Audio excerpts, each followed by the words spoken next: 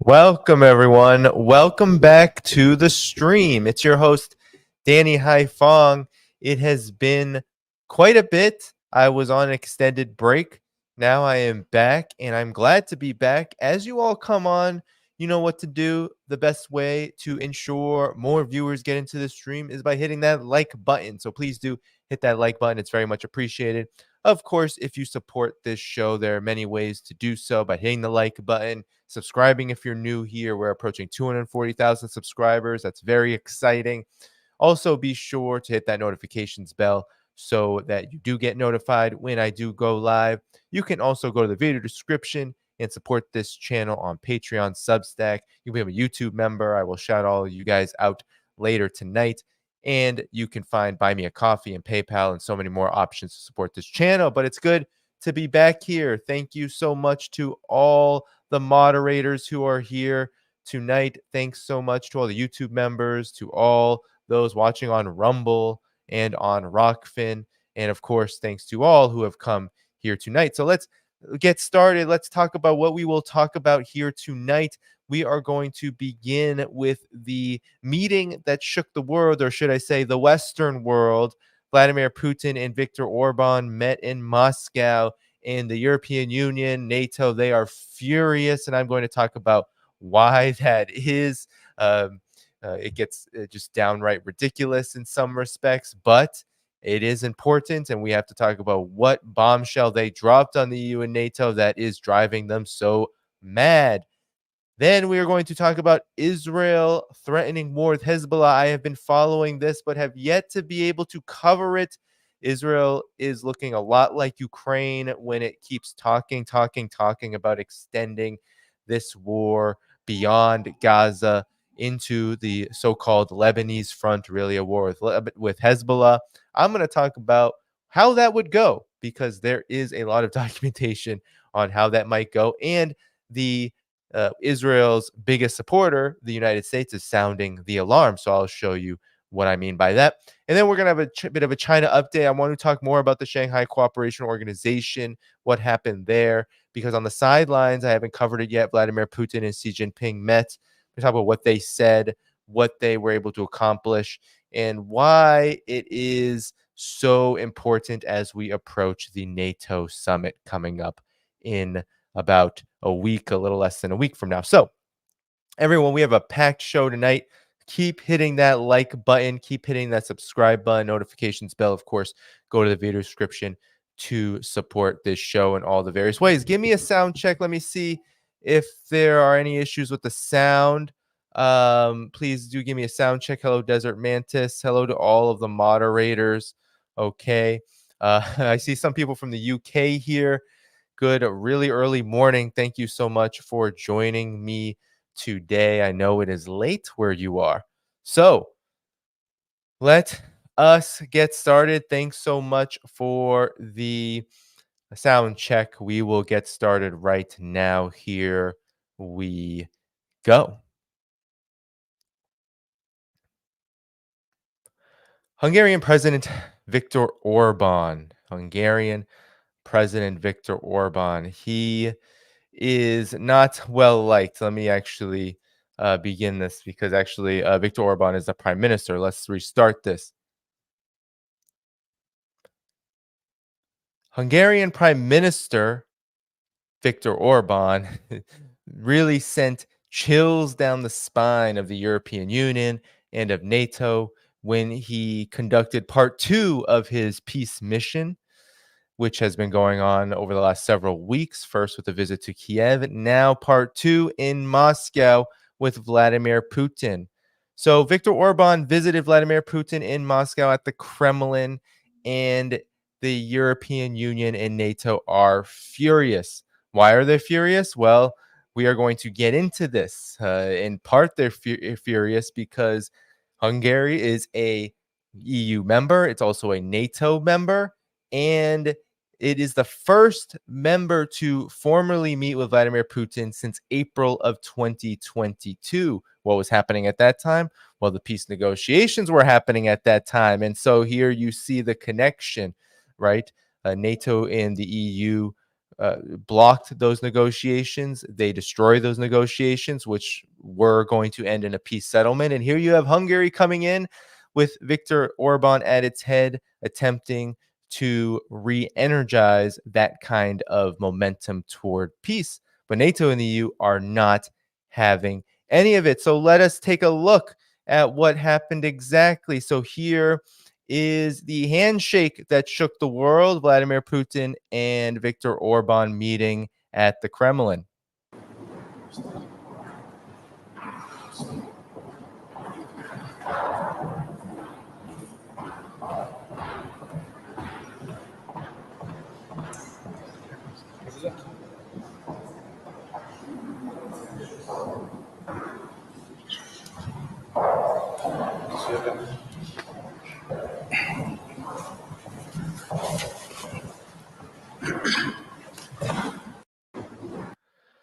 So what would proceed from there was a 3-hour meeting between the two sides. And after the meeting, both Viktor Orban and Vladimir Putin addressed the media. And here is what they had to say. So first, here's what Viktor Orban had to say after his extensive meeting with Vladimir Putin. And what I'm going to do, because I believe this video is going to only be English text, like English subtitles. And so for those, there isn't like an English dub over it. So for those who what I'm going to do is I'm actually going to read what Viktor Orban had to say. So he said, sorry about that. So he said, without diplomacy, without communication, we will not achieve peace. Peace won't come on its own. You need to work for it. We discussed ways to achieve peace with Mr. President Putin today.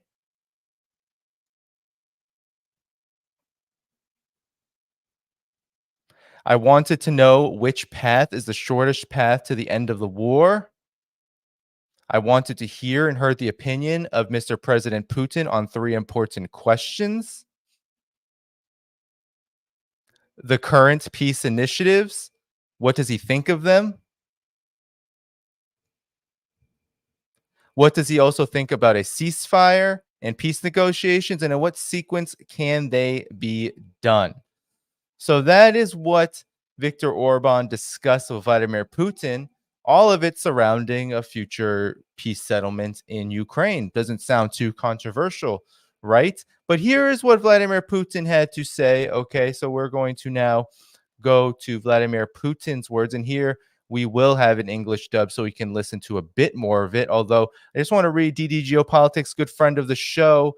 Do follow them on all platforms: YouTube, Twitter, X, I should say, and Telegram. But DD Geopolitics gave a good outline before we get into it. They said, Putin said Ukrainian troops must withdraw from Donetsk, Lugansk, Zaporozhye, and Kherson before peace negotiations can ensue. We already knew that was Russia's position. Putin revealed that he discussed with Orban possible ways to settle the Ukraine conflict, and the Hungarian prime minister mentioned his recent contacts in Kiev.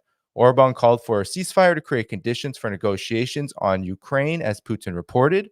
Russia sees Kiev is not ready to abandon the war completely, and Kiev refuses to consider a ceasefire as it would remove the pretext for extending martial law. That's what Putin said. And then Moscow advocates for a complete and final resolution to the conflict, not just a ceasefire or pause for Kiev's rearmament, said Putin. And he also noted that if Ukraine ends martial law, they would have to hold presidential elections, with the current Ukrainian authorities' chances of winning, according to Russian President Vladimir Putin, close to zero. So essentially, Vladimir Putin is putting the blame on Kiev for the lack of peace negotiations occurring at the moment. And as you will see soon, it's not just Kiev, it is also the EU and NATO. But here, let's listen to a little bit of what Vladimir Putin had to say. Of course, we had very constructive and frank exchange of opinions on topical international matters.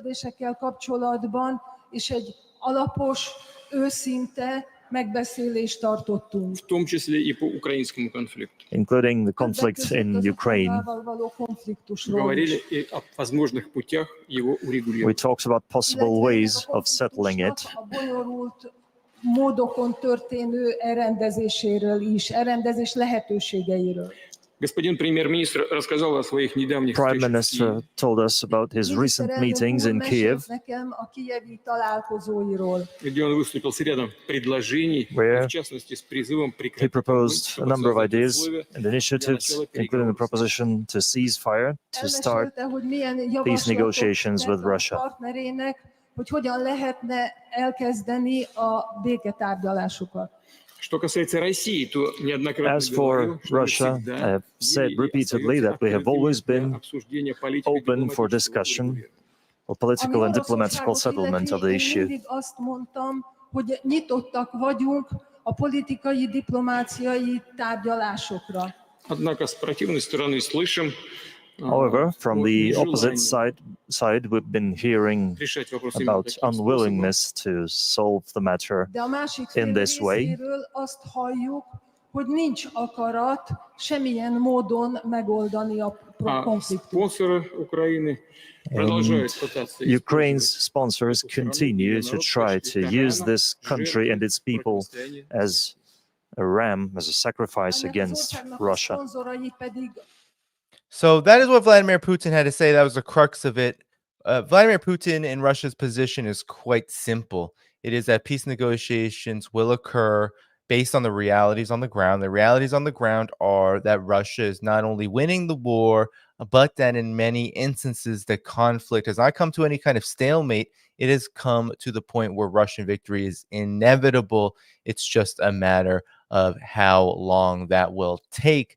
And so with that, taking that into consideration, Vladimir Putin says that the only, and this is from Russia's perspective, and we have to take into account that Lugansk, Donetsk, Zaporozhye, those territories that have been as part of referendums integrated into Russia must not be on the table for Ukraine, that there will be no concessions there. So that is a pretty basic position. That is the one that Vladimir Putin, ever since the victory, especially of Russia in the so-called vaunted Ukraine counteroffensive of 2023, ever since Russia defeated Ukraine there, in that instance, Russia's position has been even more solid. But let us get to now the reaction from NATO and the European Union, because it is quite something. And I say EU and NATO basically, I use them simultaneously because they are, in fact, in many ways the same. So here's what The Guardian had to say, even though this is coming from so-called UK, which is not in the European Union. But Viktor Orban visits Vladimir Putin to the condemnation of fellow EU leaders. Brussels disassociates itself from Hungarian PM Moscow's trip, which he tried to cast as a peace mission. So Viktor Orban, Europe's most pro-Russian leader, met Vladimir Putin at the Kremlin on Friday on a rare trip to Russia that drew strong condemnation from other European leaders. Orban's visit to Moscow came just days after he made a similar unannounced trip to Kiev, as the Hungarian prime minister attempts to position himself as a peace broker between Russia and Ukraine. Shortly after landing in Russia for his first trip to the country since Putin launched a full-scale invasion of Ukraine, Orban published a photo with the caption, "The peace mission continues. Next stop, Moscow." So, as I already went over what the joint press conference brought, and Orban has said that, his Kiev visit was not so successful in the sense that his terms were not, and the terms of peace were not taken very well, as Vladimir Putin and Russia knows very well, and as most of the world can see, Ukraine is not prepared to negotiate. They don't want to. They want to continue the war at all costs. So here is what they had to say. Brussels, okay, here's what the EU had to say. Brussels was quick to denounce the visit, stressing Orban did not speak for the EU. That's what they keep saying. You don't speak for the EU. You don't speak for the EU, even though Hungary is part of the EU. Well, anyway, so Brussels was quick to announce the visit, saying that Orban didn't speak for the EU and had, quote, not received any mandate from the EU Council to visit Moscow, end quote. Prime Minister Viktor Orban's visit to Moscow takes place exclusively in the framework of bilateral relations between Hungary and Russia. The Hungarian Prime Minister is thus not representing the EU in any form, said Jungle Josep Borrell, the EU's foreign policy chief, in a statement. So Ukraine also condemned Orban's visit, saying that, quote, it was done without approval or coordination with Kiev, as if Hungary needs to coordinate with Kiev. But we must continue. The Ukrainian Foreign Ministry said in a statement that the principle of no agreements on Ukraine without Ukraine remain inviolable for our country. This is so ironic because we see Ursula von der Leyen, Josep Borrell, we see Olaf Scholz, German chancellor. We also see Jan Stoltenberg. All of them, what they're all saying is there can be no negotiations without Ukraine, but they all have allowed Ukraine to peddle this pathetic peace initiative, right? This peace initiative which they didn't even want to support openly in Switzerland at that ridiculous Swiss, what was it, mid-June, that ridiculous conference. They didn't even want to openly support it, but they allowed their puppet Ukraine to parade it, and it had no involvement from Russia. And now they want to say, well, no, there has to be involvement from Ukraine. If Ukraine doesn't approve and rubber stamp everything that a country like Hungary does to try to initiate peace, then it absolutely is illegitimate, right? This is just hypocrisy at its finest. So Hungary has been at odds with other Western countries over Orban's continued cultivation of close ties with Russia and refusal to send arms to Ukraine. And Budapest's foreign minister called plans to help the country a crazy mission in May. So there's even divisions inside of Hungary. Unsurprising. So there you have it. This doesn't also have what here we go. Ursula von der Leyen. This is what she had to say. Appeasement will not stop Putin. Only unity and determination will pave a path to a comprehensive, just, and lasting peace in Ukraine. But do you see how the response here? Okay, you just have the European Union foreign policy chief say that all peace negotiations must occur with Ukraine. Then you have Ursula von der Leyen, right, saying we need to not appease Putin. Appeasing Putin doesn't do anything. So essentially, what the EU is saying, and of course what NATO is also saying, because we know that Jens Stoltenberg and people like this all believe in the same thing. They all walk lockstep for the U.S. war machine. Okay, they all said the same thing. They all condemned it. They all said that he is not representing Orban, not representing them, NATO, not representing the EU. But the reality of the matter is that what they are saying is that they're not at all open to peace negotiations that involve Russia. And how preposterous is this? So this is the bomb. This is how Viktor Orban, in just doing something so simple, which helps him politically, it makes him look like a strong and concerted and thoughtful European leader here. He is the one who wins here because he's the only one in the EU and NATO right now. It's been 2+ years since anyone in the European Union has met Vladimir Putin. And at that time, there were actual peace negotiations happening that almost led to a peace settlement. So this is how just absolutely unhinged, absolutely dangerous NATO and the EU have become. They've become wedded toward an all-out confrontation with Russia, and they can't handle what Viktor Orban did here. They couldn't handle it. They've been exposed. But I want to show you now. So Viktor Orban calls this a peace mission, right? He met with Zelensky first. That's important. And I think that was strategic because as much as Viktor Orban has taken an independent position on Russia and Vladimir Putin throughout the conflict, he also didn't want to come off. And this is just par for the course for any country that's in the EU and in NATO. I mean, we see NATO with Turkey playing all sides. This is par for the course. So obviously he didn't want to come off looking like he was favoring Putin and Russia over Ukraine. He met with Kiev first. He met with Zelensky first, and he was given the cold shoulder.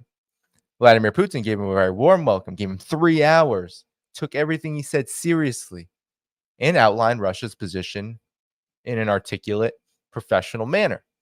That is what leadership is. That is what diplomacy is. That's politics.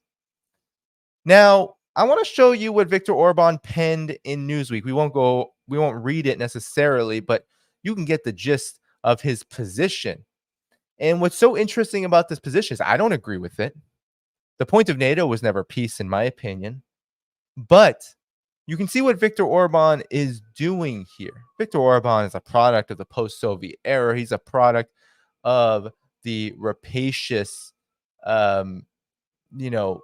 just push to a more unstable, a more undemocratic, a more just absolutely unhinged and destabilized Eastern Europe after the fall of the Soviet Union. So that's where Hungary is right now. That's what it has been. It's been completely neoliberalized. And for all of Viktor Orban's positions on foreign policy, we know that Hungary has also not necessarily always been a friend of progress and global progress, but we have to give Hungary a lot of credit for its relations with Russia and China and how it has conducted itself during this conflict. But this is the position that Orban has. Hungary is a NATO member. Hungary is a European Union member state. Viktor Orban literally penned this op-ed saying that NATO is for peace. And you can see what he was trying to do here was say that actually, look, NATO was not about bringing about total destruction and war. I disagree. But what he was trying to do was say that NATO needs to return to its supposed principles. Okay, it's principles that are outlined, that they talk about all the time. Jens Stoltenberg and all of these NATO functionaries, Joe Biden, NATO is not for war, it's for peace. We're here to bring peace and democracy to Europe, and that's what we're trying to preserve after the fall of the Soviet Union, blah, blah, blah. All the garbage and nonsense. But Viktor Orban was attempting to leverage that for the purposes of this meeting and to show that there is a debate that can be had about what function should NATO have. I mean, it's a very smart move in many ways. Okay, so I don't agree with that position. I mean, anyone that has seen NATO's behavior, has witnessed NATO's behavior, has been paying attention to NATO's behavior all over the world since its formation, really. I mean, NATO absorbed a lot of the real NAZIs that were defeated in Germany and then went on to try to provoke the Soviet Union at all costs at so many different times, including in Hungary. But no, that's neither here nor there. The point is, though, that what we've seen from NATO, even in the 21st century, from Afghanistan and onward, shows that NATO is not for peace. That's a ridiculous opinion. But Viktor Orban is taking this position to push NATO, to push those really in the collective West, because Hungary's outside of the collective West. Hungary is moving more and more back to the East. That's been the trajectory. And now Hungary's trying to leverage both sides to try to bring about a settlement, which is absolutely destroying the fabric of Europe and destroying the economic and political base of Europe itself. And that has negative consequences for Hungary as well. So this visit absolutely drove the neocons, the warmongers in Washington and NATO and the EU absolutely mad. To talk about this as appeasing Putin just shows there is no room for peace at the moment. But that is to the detriment not of Viktor Orban, not of Vladimir Putin. Actually, this helps them. It helps them because they are the only ones talking about peace, legitimately. There is no talk about peace. When the NATO summit happens, what is that, June 9th, 10th, 11th, whatever. When it happens on those dates, there will be no talks of peace. There will be none. There will be talks of, well, how do we continue to fortify our efforts against Russia? How do we continue to look east toward China and curb all the threats? There will be no talk of peace. And this is where the problem truly lies. If you want to look at who is provoking a global confrontation, if you want to look at who is really responsible for the hundreds of thousands of Ukrainians that have already died, Ukrainian soldiers, the thousands upon thousands of more that are going to die in the preceding days, weeks, and months ahead, you have nowhere else to look but NATO. Because this matters. They want to tell you none of this matters. It doesn't matter that Viktor Orban and Vladimir Putin met. It's just bread and circuses. It doesn't make any difference. It's all about their own selfish interests. Then why would they meet? If they weren't interested at all in peace, what's the point of even meeting? Is it just to strengthen their political position? Does Russia really need help strengthening its political position, military position vis-a-vis Ukraine? I don't think so. Russia is in a pretty stable situation. Last time I checked, Russia has been named a high-income country by the World Bank. Russia is growing 2-3 times faster than all of the rest of Western Europe. I mean, we are talking about Russia, which is having a decisive advantage on the battlefield. And then you have Hungary. Hungary's political leadership is not in trouble. Viktor Orban is not in trouble. Actually, this peace mission only helps his standing on the world stage. So all of this is to say is that NATO and the EU are the ones that have been put on notice, and they have been continuously exposed as the vile warmongers that they are. And that is the reason why this meeting angered them so much. When something like this happens, when you see this outright condemnation of a particular move, a particular something that maybe shouldn't seem so big in retrospect, when it becomes a huge news story because of the collective West, well, it really is all about the collective West, the EU, NATO leaders. They're unable to hold back their rapacious and rabid warmongering urges. This was Ursula. This was Jens Stoltenberg. This was all of them, Biden, all etc., unable to hold back their impulses and urges toward war. When the reality, it's so simple. They're just talking about a peace settlement to a conflict that simply cannot go on forever. That's not controversial. But in the world that we live in today, in the world ruled by these rabid sycophants for war, well, it is controversial.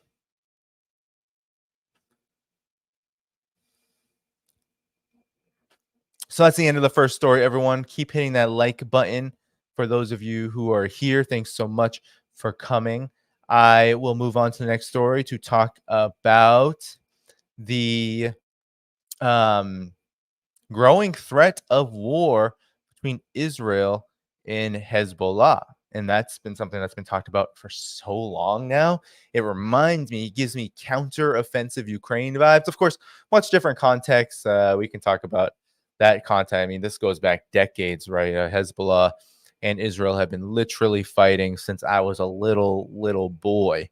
So we're talking about a long time coming. And to be quite frank, Israel has been just, at war regionally since before I was born. So we are talking about something that isn't necessarily new, but is really heating up in the modern sense. It has modern implications. So please do continue to hit that like button and stick around as I get ready for this story. All right, here we go.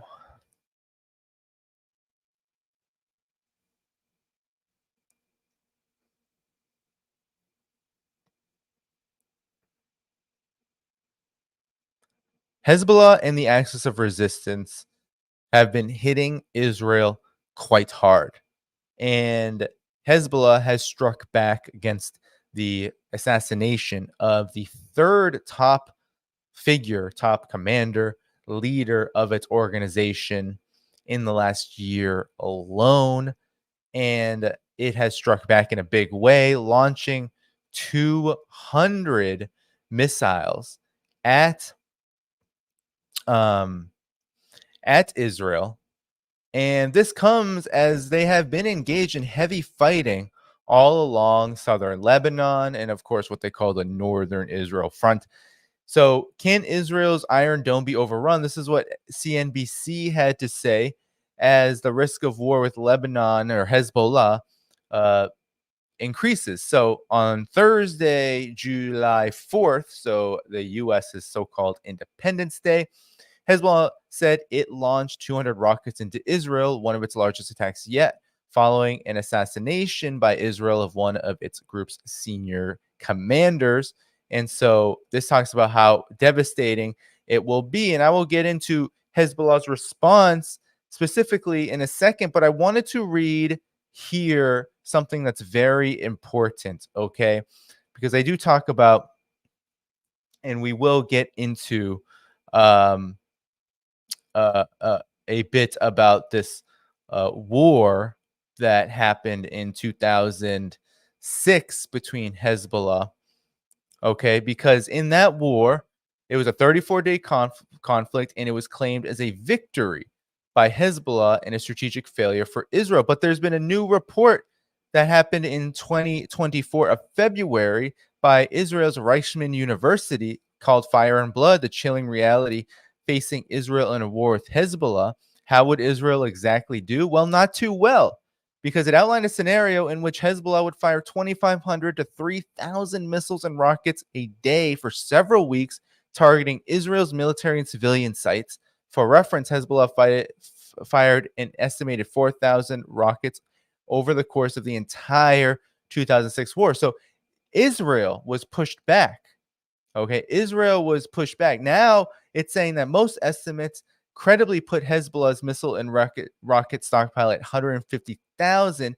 In effect, it has massively increased its capabilities since 2006, when they had that bloody conflict that led to what Israel calls a stalemate, what a lot of the West calls a stalemate, what Hezbollah calls a victory. Okay, so this is kind of the basis for where we stand, and Hezbollah continues to up the ante in response to what are consistent and constant attempts to destroy the top leadership of its organization. So here is what happened. Okay, it says Hezbollah launched more than 200 rockets and 20 suicide drones toward Israeli bases and headquarters in response to the assassination of martyr Haj Abu Naimi. Hezbollah strike on northern Israel occupied territories killed an officer in the Yifta Reserve Army Brigade's 8,679th unit on Wednesday, the Israeli occupation military admitted.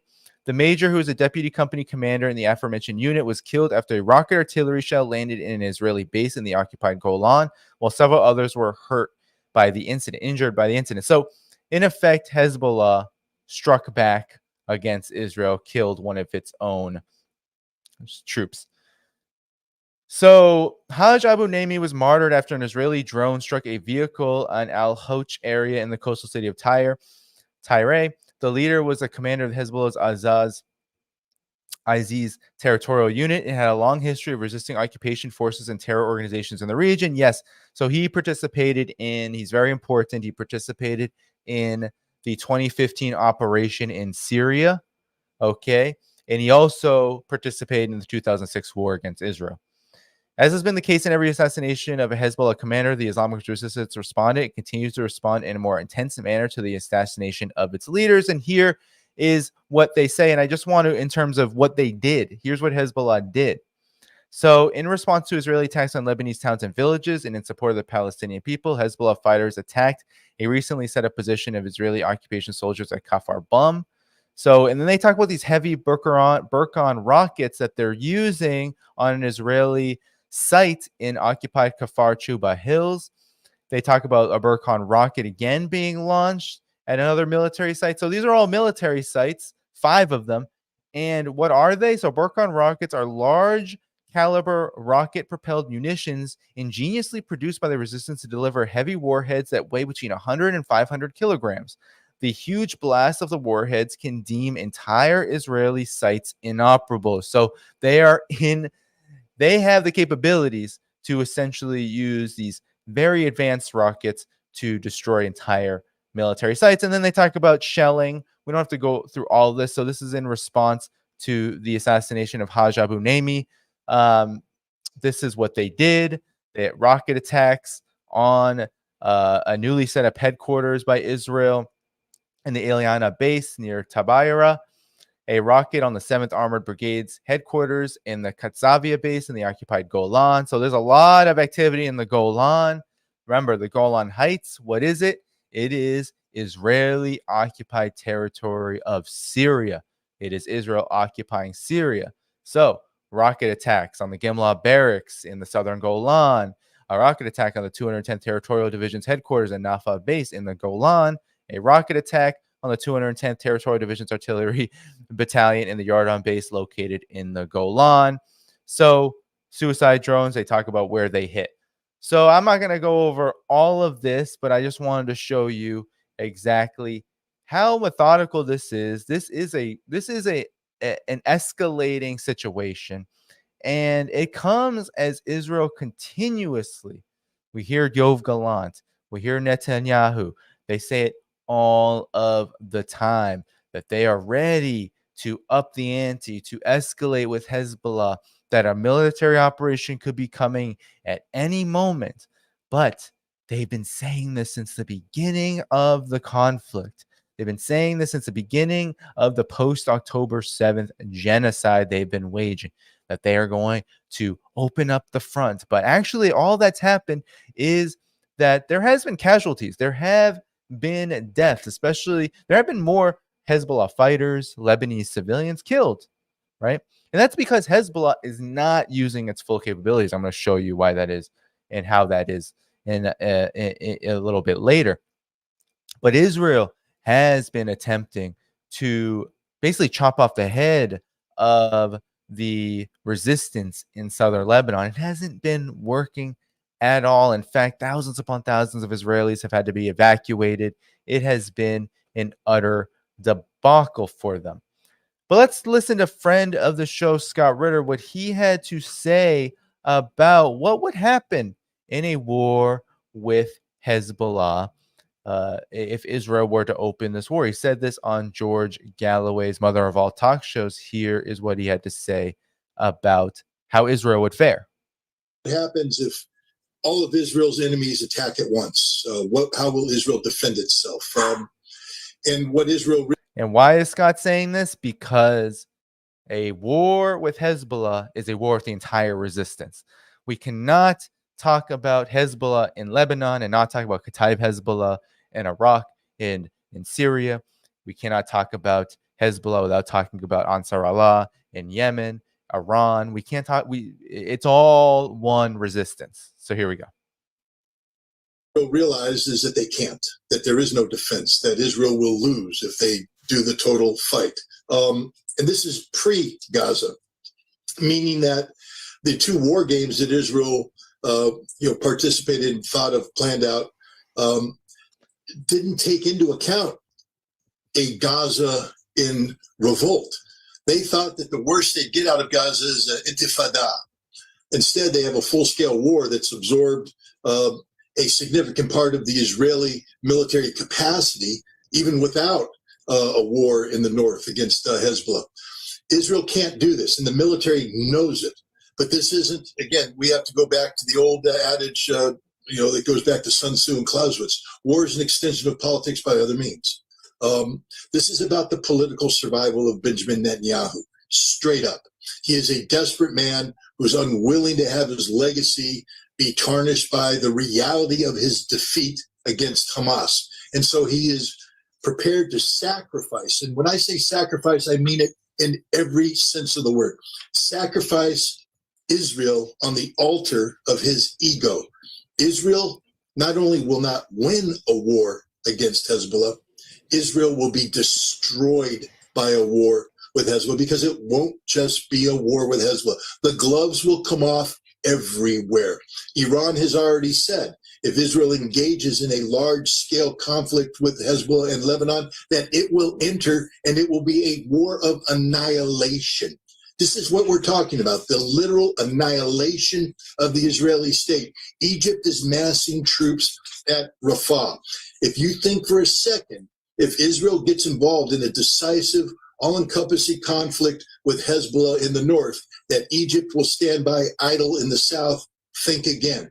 Nations that never would have thought of confronting Israel will jump on the Israeli carcass like a starving jackal, because there is a lot of animosity in the Middle East. Israel has built up a deep reservoir of hatred.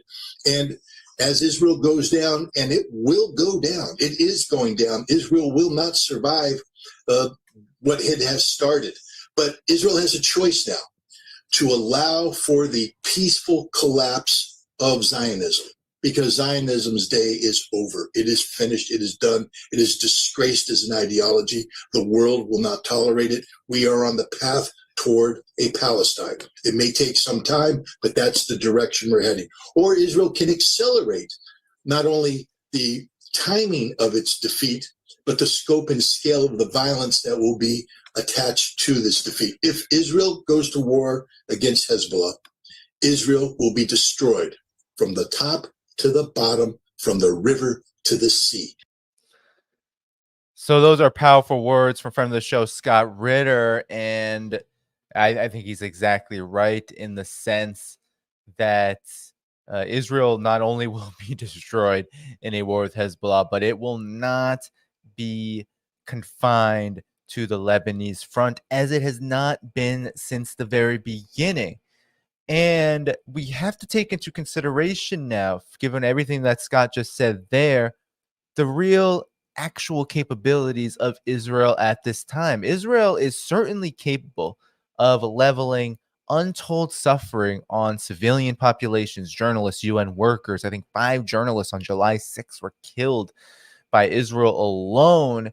We know that the official number is 38,000 Palestinians killed by Israel, but there have been estimates that is 3, 4, 5, 6, almost 8 times more than that. But it does not have the ability to win this war. And even the Wall Street Journal is saying that new battlefield considerations are spurring ceasefire talks. And remember, Israel has been forced into engaging in, or at least playing at engaging in ceasefire talks. And we have to wonder why. Why, if it's never actually going to come to a ceasefire agreement at all, or listen to the UN Security Council when it votes on one, why would it even engage in them? Well, it's because what the Wall Street Journal is saying: a military shift by Israel creates an opening, but significant disagreements remain. Changes on the battlefield are spurring a revival of ceasefire talks. Changes on the battlefield, what are they? They are changes in the negative for Israel. Okay. So here is what Ofer Shalah, a former Israeli lawmaker and military analyst for the Institute for National Security Studies, had to say. Time is passing, and all sides are realizing that time is not working in their favor, especially the Israeli side. So why is that? Because that seems to be something that is not good for Israel. And here we go. For Israel, a shift in the battlefield calculation has led analysts to conclude that the Israeli security establishment, which includes the military, Mossad, and Shin Bet internal security service, is now pushing the Israeli government for a deal. Israel soon set to complete a military operation in Rafah, which it has called Hamas's last bastion and part of smuggling routes that allowed weapons to keep flowing into southern Gaza. Israel said its military is transitioning to a lower intensity counterinsurgency campaign consisting of intelligence-based raids in areas that militant groups are trying to regroup. Despite the shift, targeted raids in the enclave will still involve airstrikes and intense fighting that could last years. As long as the Rafah operation was in full swing, the Israeli government military could point to the necessity of continuing to fight to destroy Hamas. With major operations in Gaza declared to be complete, the military is increasingly concerned about escalation with Hezbollah and Israel's northern border, and the moment could be right for a deal. Despite all the bravado, the Israeli security establishment is coming to the understanding that the possible achievements of continued fighting in Gaza are minimal, perhaps even negative. For this reason, a hostage deal, beyond its clear value, is also a way to end it. Negative. What are they really saying here? What is the Israeli security establishment really saying? They're saying they can't beat the resistance in Gaza. So how are they going to beat a much more well-equipped resistance force in Hezbollah, let alone the entirety of the axis of resistance? It's just not going to happen. But it gets even worse because I have remembered this. This has been etched in my brain since I saw the report on Al Mayadeen. This was reported in the beginning of the year of 2024. Hezbollah can launch 1,000 missiles at Tel Aviv on the first day of a broader conflict. Israeli media reports that Hezbollah can launch approximately 1,000 missiles at Tel Aviv within a span of just 2 hours. Among these missiles, some are expected to be precision targets, while others may target skyscrapers within the city. Israeli media reported that Hezbollah possesses the capacity to launch approximately 1,000 missiles at Tel Aviv within a 2-hour operational window, and they will be precision guided and targeting infrastructure. However, the report refrained from discussing potential targets adjacent to these towers, which Hezbollah has identified as targets in the next war. Yesterday, Israeli officials admitted that so this is back January 29th, that the Lebanese resistance has succeeded in emptying settlements in northern occupied Palestine without any use of force. According to officials, Israeli occupation forces commander of the northern region has received instructions not to escalate confrontations with the Lebanese resistance. So this was back in January, where there was a different mood. Now they're acting as if something has changed, and it hasn't, okay? So this is the capabilities of Hezbollah. Those rockets are really likely to break that Iron Dome, and Israel has admitted that if there is an increase in the number of rockets fired at them, then the Iron Dome will just not be as successful as it is when it is just a lower scale operation. That seems to be quite obvious. But to the United States, to Israel, and the warmongers that cannot seem to hold back, and the U.S. is saying it's not going to hold Israel back on this war front, it seems to just go in one ear and right out the other. Now, it isn't just Hezbollah. We saw Operation True Promise with Iran penetrate that Iron Dome in a very limited scale military operation.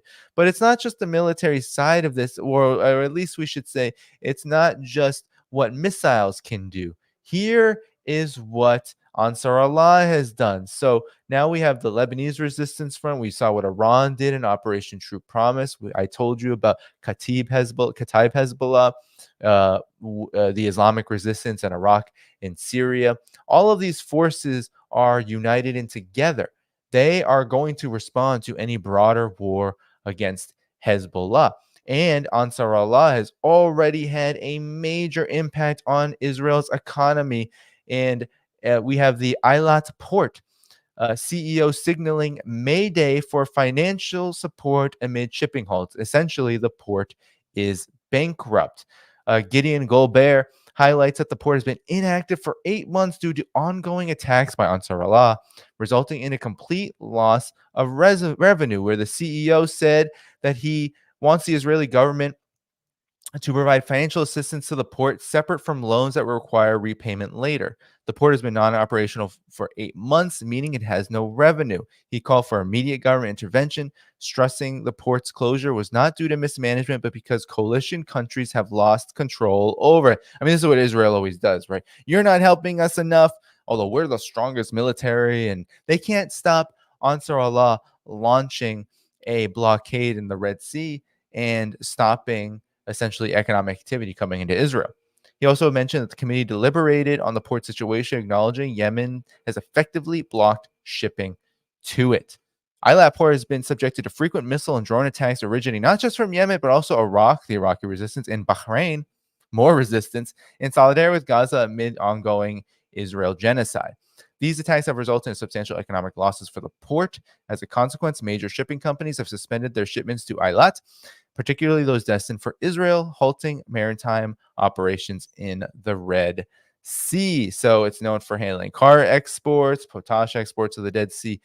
Is located next to Jordan's sole coastal access point at Aqaba and serves as Israel's eastern gateway. And that there had been in December of last year an 85% decline in operations since the Yemeni armed forces initiated attacks on ships in the Red Sea. Okay, so that is essentially what has happened. And that is a big part of the overall resistance. So you see here, Israel doesn't stand a chance. Israel does not stand a chance against Hezbollah. It doesn't stand a chance in a broader regional war.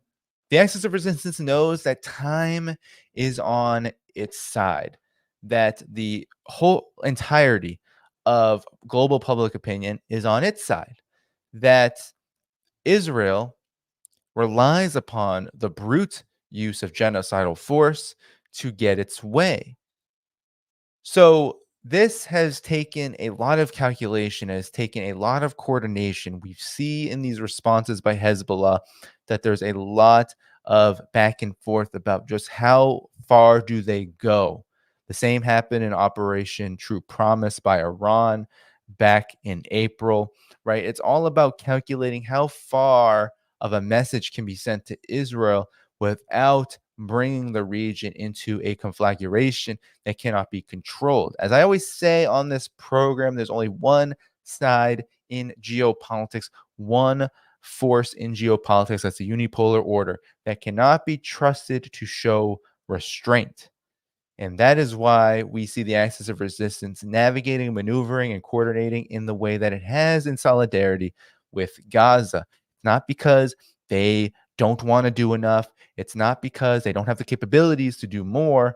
It's because doing more might accelerate what has always been on the table for the United States, for Israel, and all the nuclear powers in the collective West, and that is a nuclear conflict.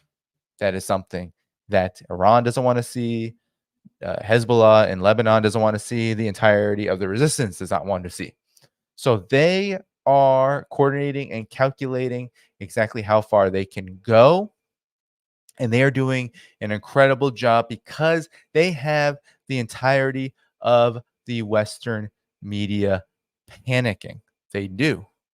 They have them panicking. And I'll show you an Atlantic piece here to close this segment.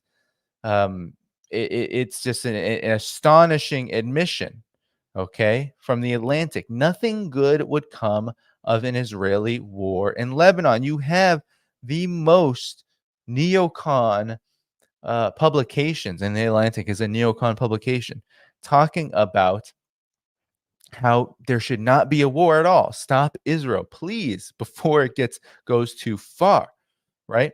And Benny Gantz, the former Israeli minister and retired general, said that Israel could destroy Hezbollah in a matter of days. Let's go for total victory, right? Well, actually, let me get through this paywall for a second while we're here. So here we go. There we go. All right. So I want to show you the analysis, though, of the 2006 war that they put in here. Okay, because I think it is a really important analysis. And here we go. All right. So in 2006, Hezbollah kidnapped and killed several Israeli soldiers at the border. So, we don't have to dispute this history, but let's go into what they had to say about how Israel responded. So Prime Minister of Israel then, Ehud Olmert, declared Israel's goal was not only to bring home captured soldiers, but to destroy Hezbollah.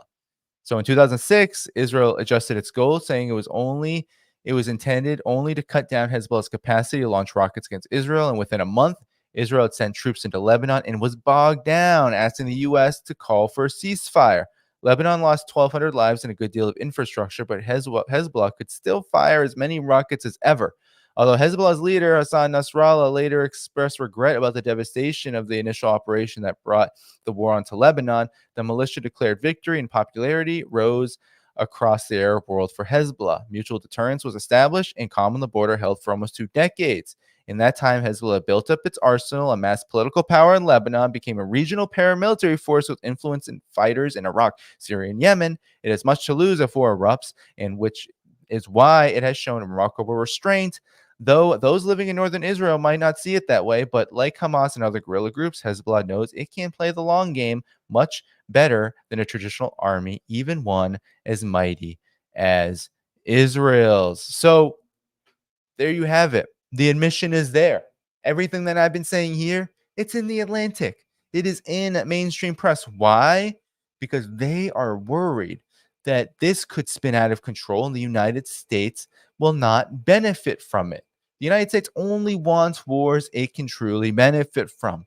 Israel igniting a war with Lebanon won't really benefit the United States. And why is that? Well, because Israel could be wiped out, and the United States wants to see Israel continue. It wants to see Israel remain a steady partner in the region, even if it is a very, very, very, very poor partner, a partner that cannot necessarily be trusted. But that doesn't matter. The United States, the neocons, the Zionists that truly do control the U.S. imperial regime, they want to see Israel continue, and Israel could very well be wiped off the map because of a war such as this one. Not only that, but unlike in past periods where unipolarity was so stable that the destabilization of an entire region may have been predicted to bring benefits to the U.S. imperial regime, that's no longer the case. The destabilization of the region has occurred. And whether it's from Iraq, Afghanistan, Libya, etc., none of those things have brought incredible amounts of benefits to the United States. Sure, its position, its unipolar position may be strengthened temporarily, but the economic costs, the ongoing strengthening of the resistance overall has continued. And that is a problem for the United States. So Israel bringing a war to Lebanon, to Hezbollah, only creates more problems for the United States. So that's why they're hesitant, but not hesitant enough to do anything about it. And that's because there are significant forces, of course, in the U.S. ruling circle, in the neocon foreign policy establishment, that want to see a war. This is the epitome of what it means to be an absolutely unhinged, unstable, and dying empire. There really isn't anything but war left on the agenda. But as I said before, this is a war that Israel cannot win. It's one that the United States cannot win. And if it is to launch, if this is actually going to happen at some point in the near or medium term future, well, we might come back to a video like this and have a collective, well, we told you so.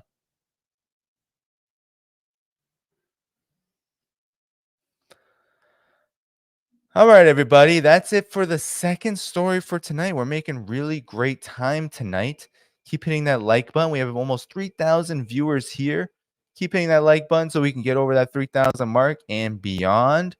Appreciate all of your support. We'll do one last story, I believe, on China and the Shanghai Cooperation Organization. So let me actually prepare that one. I didn't have the sources ready. I have the sources ready here, but I just got to get them pulled up. So here we go. Okay. How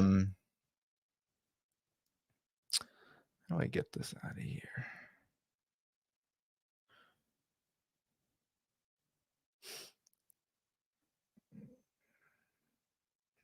Okay. And then we will continue. So let's do this. All right. Bear with me. Hit that like button, hit that subscribe button, hit that notifications bell. It was a big meeting, the Shanghai Cooperation Organization meeting. A huge one. And so it deserves a good amount of coverage as we lead in to the NATO summit. Okay, here we go.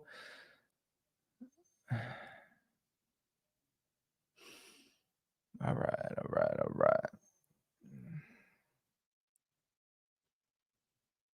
Here we go.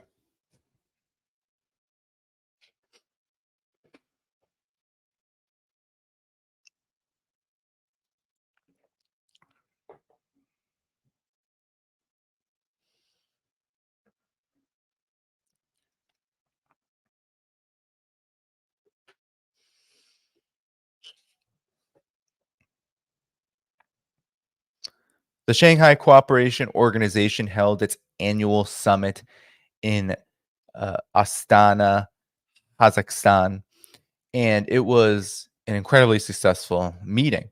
Belarus was admitted as the next full member of what is now a 10-member organization. Remember, this started as a Shanghai Five 2 decades ago, and now it is 10 members, a full Shanghai Cooperation Organization that has not just what the original vision of this organization was, almost a security and mutual trust pact between China and the Caucasus region countries like Uzbekistan, Tajikistan, Kyrgyzstan, Kazakhstan. Now it includes Iran, India, now Belarus. So do you see an emerging pattern here? I think it's quite clear that Russia and China are leading a multipolar organization that does have a heavy emphasis on defense. And I'm going to show you exactly why that's so important in a minute. But on the sidelines of the meeting on July 3rd, Vladimir Putin and Xi Jinping met in Astana. They met on the sidelines. And here's what Xi Jinping had to say about the meeting. And this is a huge meeting because it's the second meeting in just a matter of months. These two meet an incredible amount. They are incredibly close, Vladimir Putin and Xi Jinping. They call their relationship beyond friendship. And so they once again sent a pretty stern warning, a pretty stern message to NATO, to the collective West, to the United States hegemony and empire. So, and how did they do it? Well, they did it by continuing to strengthen their relationship and their leadership over the multipolar world. Xi urges China and Russia to continue strengthening alignment of development strategies. Chinese President Xi Jinping urged China and Russia to continue to strengthen development strategies and international strategic coordination alignment. Xi made the remarks when meeting with Russian President Vladimir Putin ahead of the 24th meeting of the Shanghai Cooperation Organization in Astana, Kazakhstan.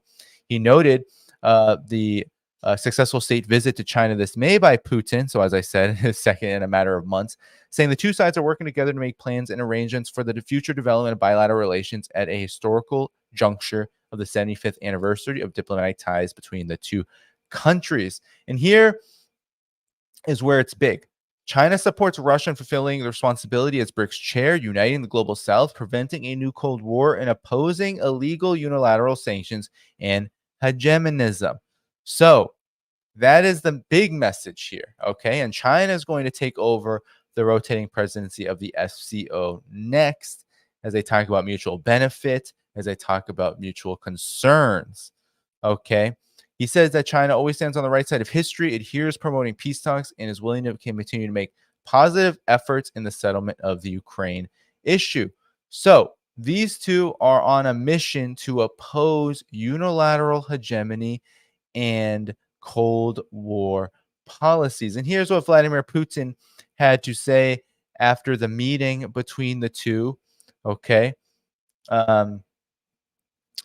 He said, we are all happy to see you again. This is Xi Jinping on the sidelines of the SCO summit. Allow me to start where we left off our last meeting, where you all welcomed us in China. I would like to thank you again for the hospitality you showed.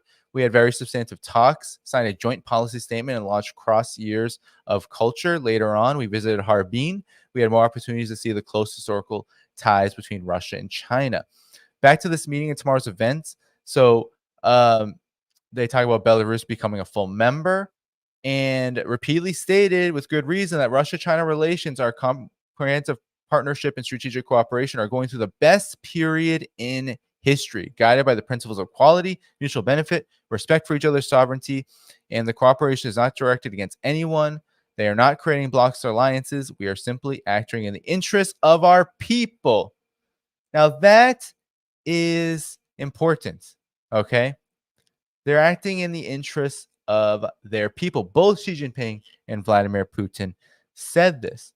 And they talk about the Shanghai Cooperation Organization in a very particular way in relation to their relationship. They talk about how they're both becoming leaders of this new multipolar order. They talk about how they're both confronting the same challenges and how they are truly seen as the leaders in confronting those challenges. So this is incredibly important because it demonstrates that how China and Russia, in fact, warn and send a message to the collective West is not by this is how many guns we have, this is how powerful we are military, we could wipe you off the map, we're going to go to war. No, they do the exact opposite. They say, we are going to show you how we can build the framework and infrastructure for a new world and how that cannot be stopped no matter what you do, because we are going to tackle all of the challenges together. Here is what China Daily had to say in an op-ed about the Shanghai Cooperation Organization and how it exemplifies a new type of spirited international relations. So it's in the Shanghai spirit and a shared recognition of its goals and objectives that have knit together countries of different political systems, cultural traditions, and level of socioeconomic development in the Shanghai Cooperation Organization.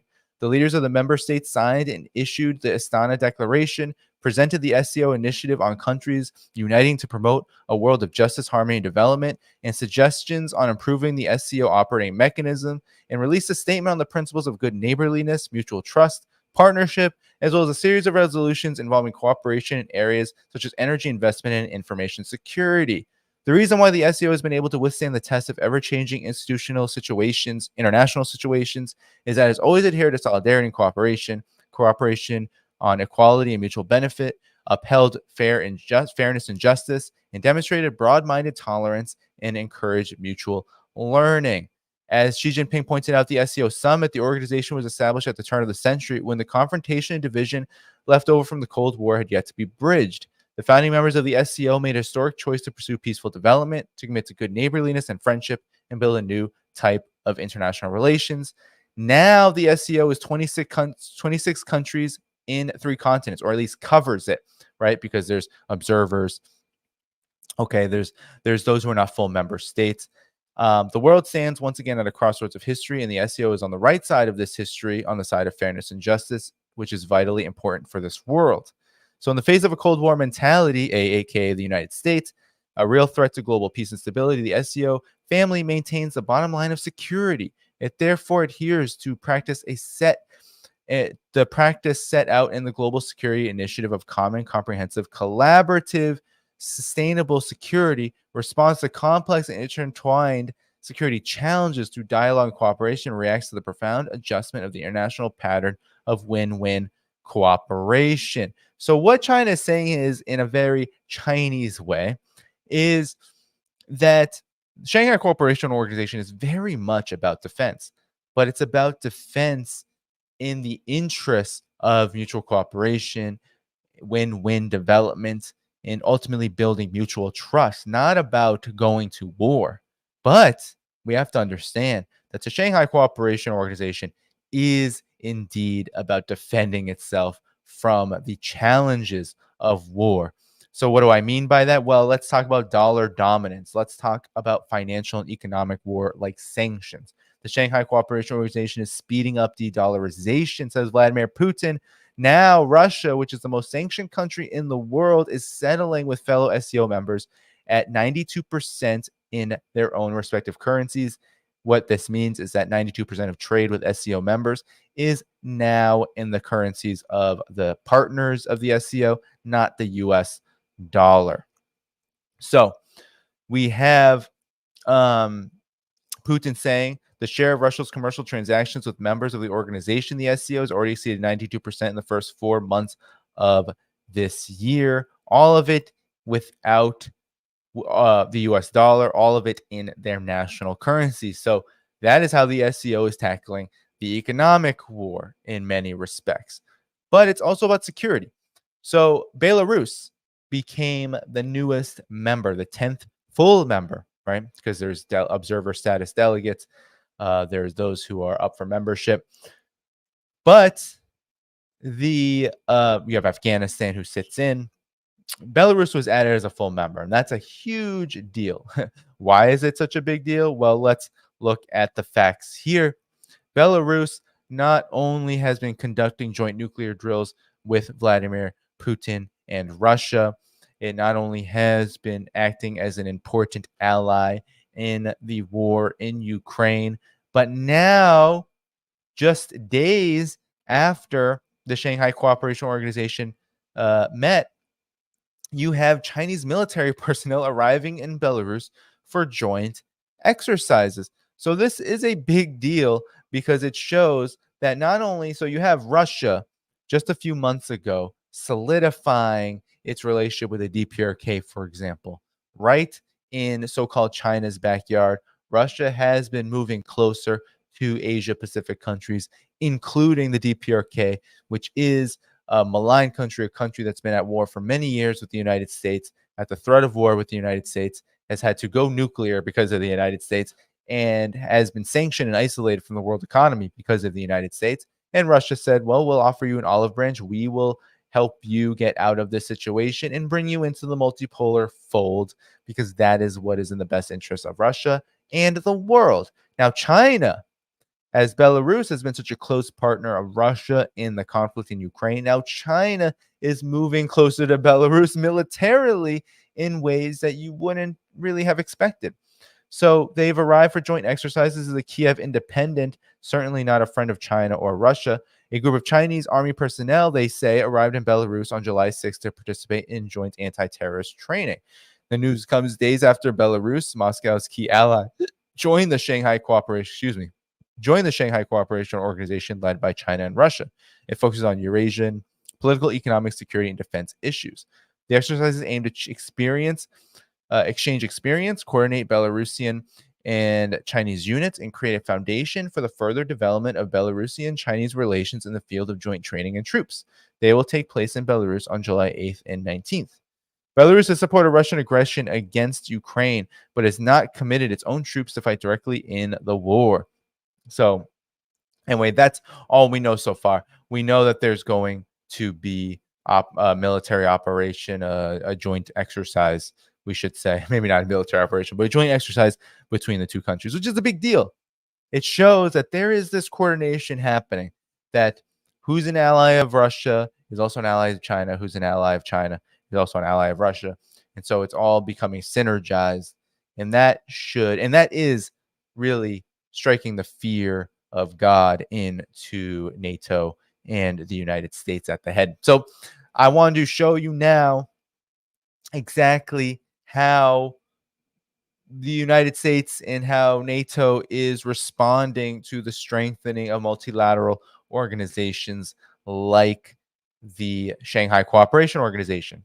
So what better place to do this than going to Foreign Policy Magazine, which is essentially the mouthpiece of the foreign policy establishment, really we call it think tankistan. It has a huge relationship with all the major Washington Beltway think tanks that help craft U.S. foreign policy.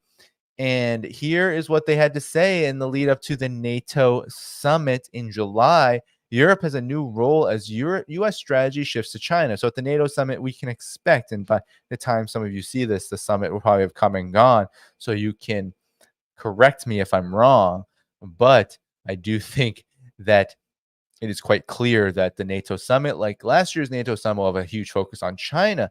And here is Joing Beckevold, a senior China fellow at the Norwegian Institute for Defense Studies, saying that Europe's new role is going to be the U.S. vassal in a war on China. The U.S. relationship will have several practical benefits for Washington's rivalry with Beijing. So I'm not going to read this whole thing, but I just want to show you exactly the mentality of what they're thinking. This is what they're trying to craft, the kind of Asia-NATO scenario. It's all about taking out China's influence in the multipolar world, because they understand that China's influence in shifting the global order is the most important in the world. As important as Russia is, It is China's ability to bring the economic weight behind the multipolar world, which just frightens the United States to such a degree. So the future of U.S.-European relations is emerging as one of the most significant factors that will shape the global system. So they're talking about, oh, Trump might win, but regardless, and that's bad for, NATO's legitimacy. But regardless of who will hold the reins in Washington, U.S. grand strategy is in transition, adjusting from a U.S.-dominated unipolar system to a bipolar system defined by U.S.-China rivalry. In this new order, Europe suddenly finds itself in a geographic periphery of U.S. interests. Really? So this is the admission, right? The admission is that Europe is nothing but, right? Is nothing but it's nothing but a ladder, right? I don't know. Anyone's a Game of Thrones fan out here, but when Littlefinger, right, he says chaos is a ladder. And that's exactly what Europe is seeing. Chaos in Europe, it's a ladder to what? To the U.S. War with China, getting Europe on board with it. So European leaders assessing the transatlantic relationship and Europe's role in it should get ready for a more realist-oriented U.S. grand strategy where the U.S.'s strategic footprint is likely to be thick in Asia and thin in Europe. Due to China's rise as a rival and peer competitor, a U.S. grand strategy of unipolar primacy is no longer an option. At the other end of the spectrum is possible strategies of isolation.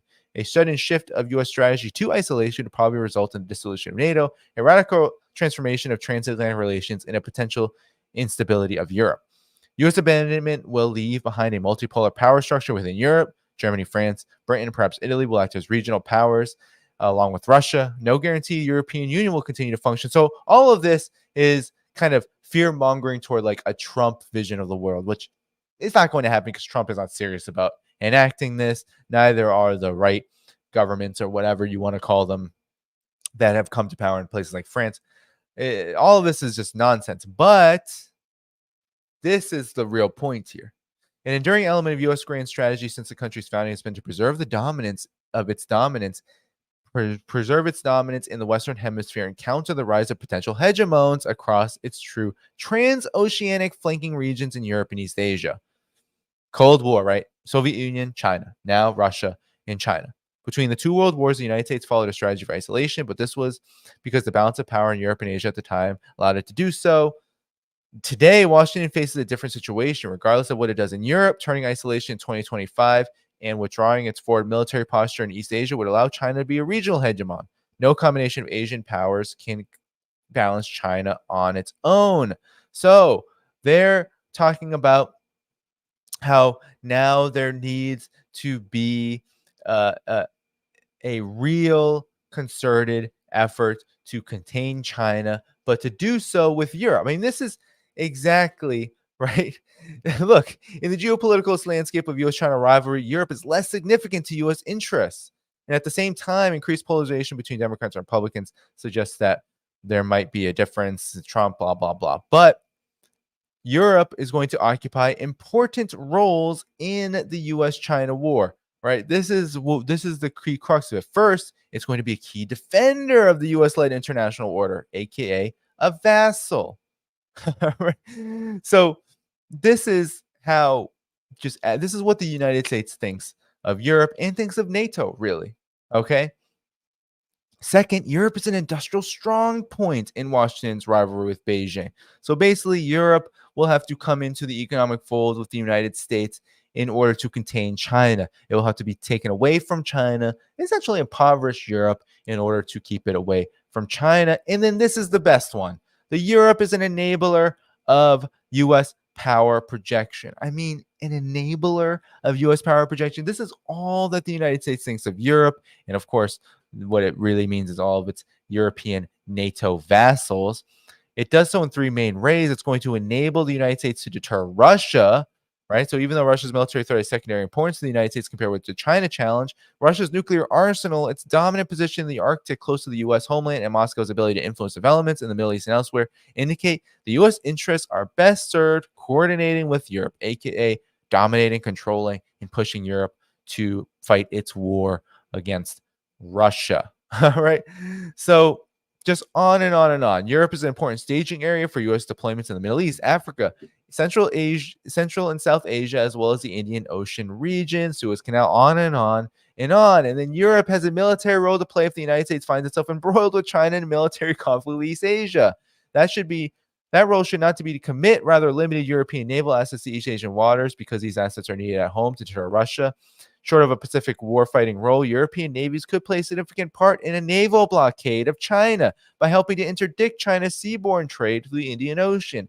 In any protracted conflict with China, the United States is likely to impose economic sanctions and enforce a naval blockade to hurt Chinese imports of natural resources. The United States will need the full support of its allies. It's right there in Foreign Policy magazine. This is the trajectory of NATO, of the United States towards Europe. This is what it's going to push for at the NATO summit. And this is its response to the rise of multilateral organizations like the Shanghai Cooperation Organization. Right? So that's where we are at when it comes to the multipolar world. You have on the one hand the unipolar order led by the United States, led by its NATO vassals. But you see, this relationship is not equal here. The United States is parading and leading by a ball and a chain Europe into its dirty wars on Russia and China. And it's looking at China as the head of the multipolar monster. It wants to chop its head off, but it cannot do that. So it's attempting to take out Russia first. Neither is working. This is all fantasy at the end of the day. The Shanghai Cooperation Organization just got much stronger with Belarus joining. BRICS is about to get much stronger when in October, Russia hosts the BRICS summit in Kazan. You can bet there will be many more members joining BRICS. The Belt and Road Initiative, the Eurasian Economic Union, all these multilateral organizations are not getting weaker. They are getting stronger.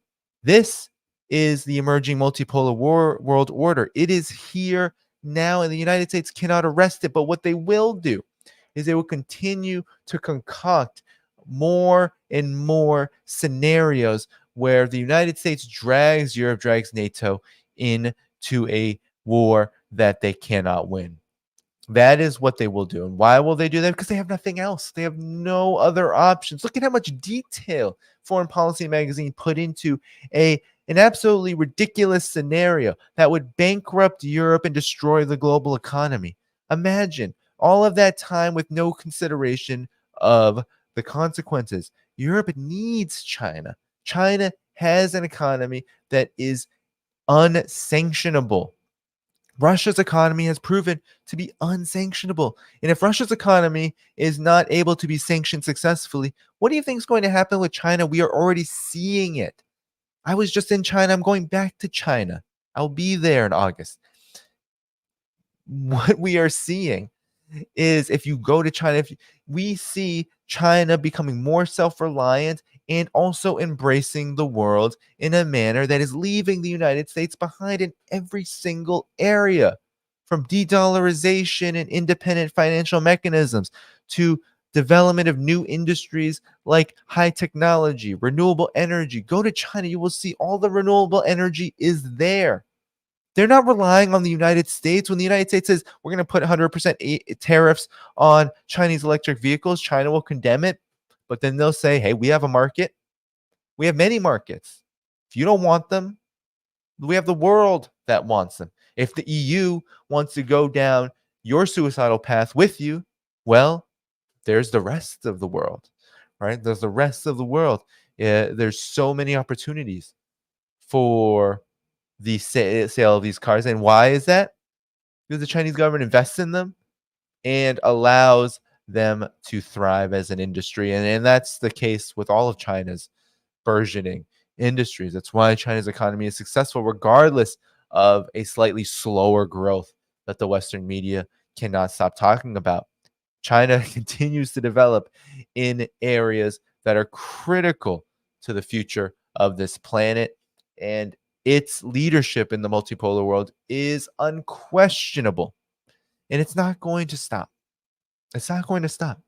It's not going to be taken down by an Asian NATO. It's not going to be taken down by lofty and aggressive and hostile and belligerent statements by people like this former Norwegian diplomat in Foreign Policy magazine. None of this matters at the end of the day because China has time on its side. China and Russia's partnership is just ironclad. It is better than any kind of friendship or bilateral relationship that we see in the world. It is the strongest and most important relationship bilaterally and multilaterally that we have in the world today. And that has only grown stronger after the Shanghai Cooperation Organization Summit. We are leading. Forget the NATO summit. Who cares what happens at that pointless meeting of warmongers? Now we have our eyes set on the BRICS summit in Kazan in October. That's only a few months away. And we are going to see the multipolar world accelerate continuously at a very steady pace. And that means this unipolar world order that we are living in, it is coming to an end.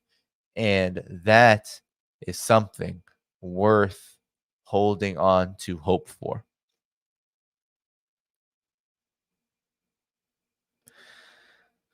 All right, everyone.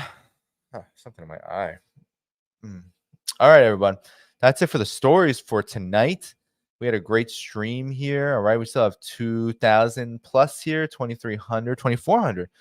All right, everyone. That's it for the stories. So now I'm going to do some question shout outs. I had a Substack paid member question. Definitely will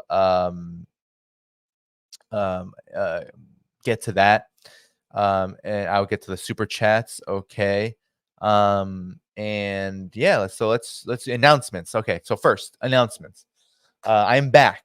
As you see, I was in Europe, taking a little bit of a holiday. I went to Spain for the first time and France. I'd never been to either of those countries. Yeah, the situation in Europe is rough. It's expensive. It's rough. It is every time. This is the second time in Europe in 2 years. And every time I've been there, I've been like, this is a difficult place to live. This is a really, I don't, I can imagine that given that, Spain, France, these countries, they are getting more and more difficult to live in. You can see the impact that the unstable economic situation is having. And then, of course, the political situation. We saw that with the France's elections. It's this path down the drain of the US's foreign policy is just really crippling whatever was left of Western Europe.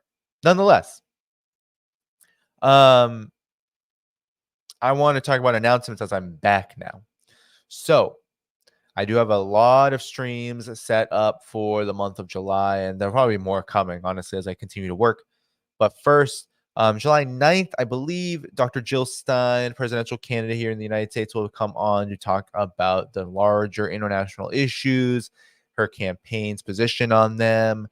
We were going to try to get another guest, perhaps Professor Jeffrey Sachs, but we're having trouble coordinating that. But the next stream will be on July 9th, with likely with Dr. Jill Stein. We're still working out some of the quirks and kinks of that, but just save the date. It'll probably be around similar time as this, 8:30 p.m. Eastern time.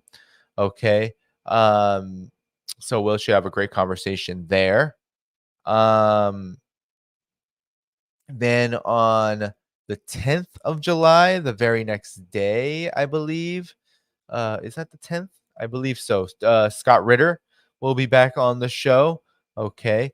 We'll talk about his new book that I wrote a blurb for. We'll also talk about everything geopolitics as we do. I believe that's July 10th. Let me just see. Yes, July 10th. Okay, July 10th, 8:30 p.m. Eastern time. Then July 12th at our time, 1 p.m. Eastern time, Mark Sloboda returns. Geopolitical analyst Mark Sloboda.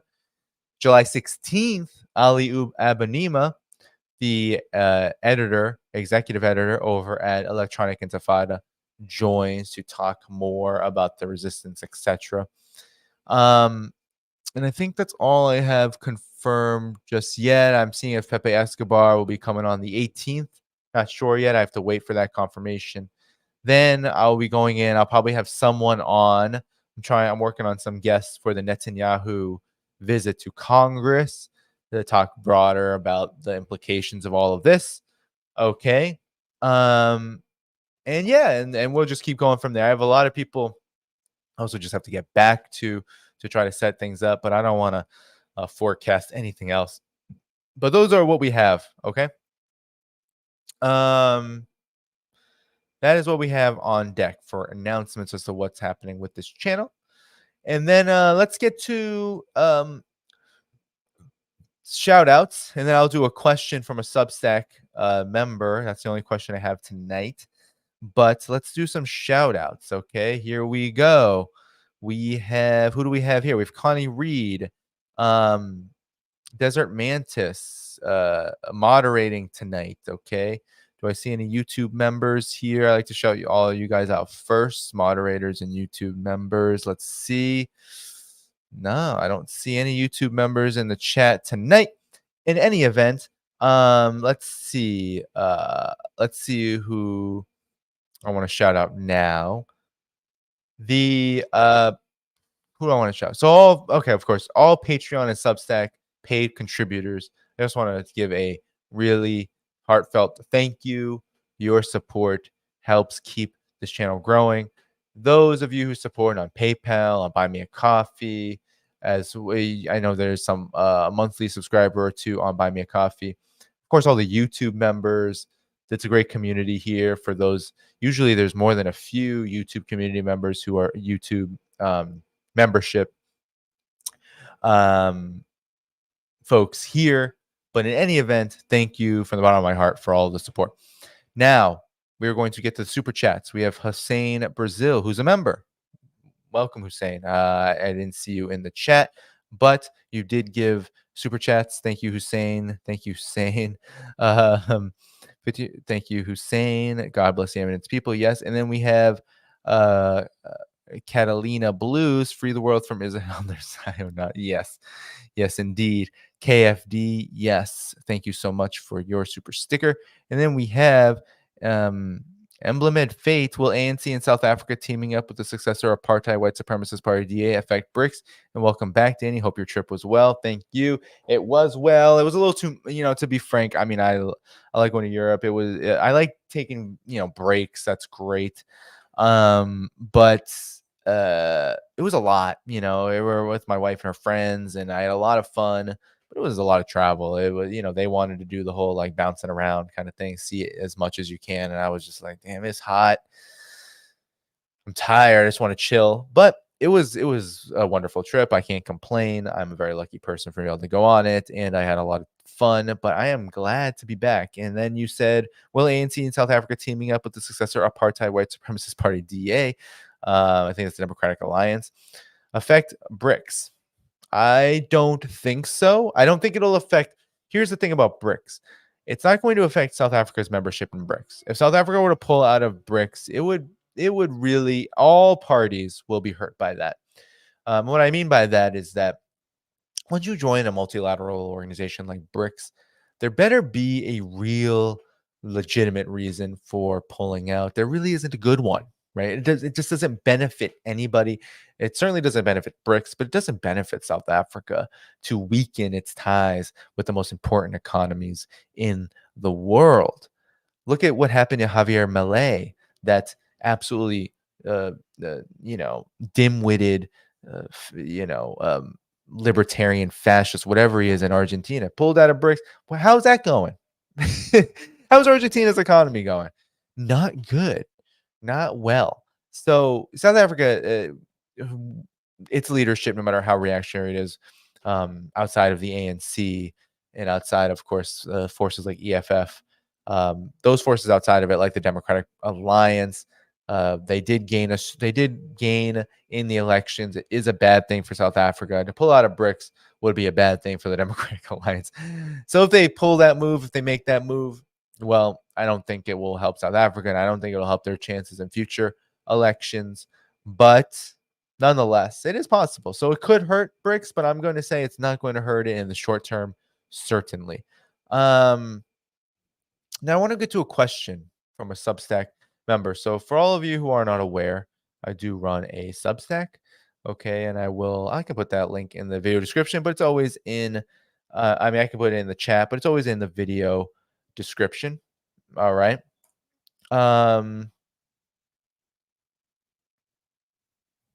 So here we go.